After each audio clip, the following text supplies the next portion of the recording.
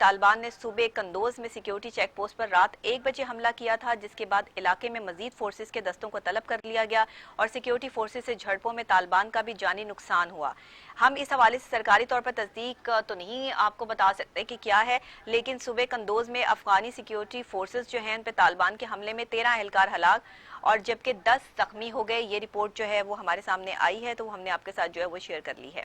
اس کے علاوہ ذرا دہلی کے فسادات میں مسلمانوں کی منظم نسل کشی کی گئی ہے، اقلیتی کمیشن کا اعتراف سامنے آ گیا ہے۔ بہت بڑی خبر ہے، میرے لیے بہت بڑی خبر ہے، آپ لوگوں کے لیے بینگ مسلم ہم سب کے لیے ایک بہت بڑی خبر ہے کہ ہندوستان میں شہریت کے نئے متنازع قوانین جو متعارف کرائے گئے اور اس کے خلاف احتجاج کے ساتھ ہی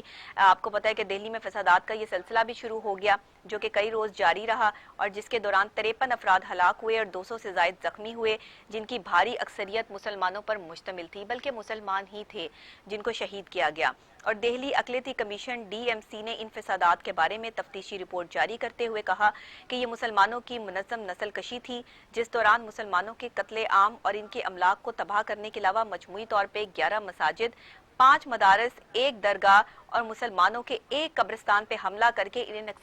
نقصان جو ہے وہ پہنچایا گیا۔ قبرستان بھی نہیں چھوڑا، آپ دیکھیں جہاں پہ آلریڈی جو ہے وہ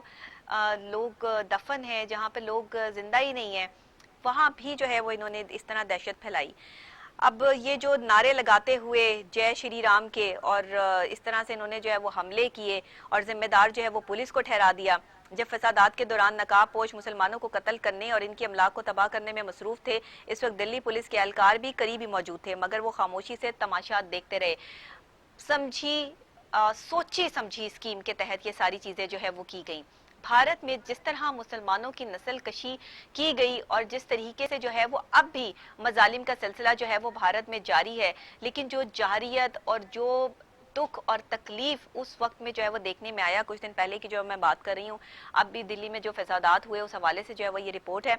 اس میں صاف اور واضح الفاظ میں اب جو رپورٹ آئی ہے اقلیتی کمیشن کی طرف سے، انہوں نے اس چیز کا اعتراف کر لیا ہے کہ یہ مسلمانوں کے خلاف سازش ہے، ان کی نسل کشی ہے اور یہ ان کی نسل کو ختم کرنے کی جو ہے وہ کوشش کی جا رہی ہے، جس میں کبھی بھی ہندو ہو کوئی بھی ہو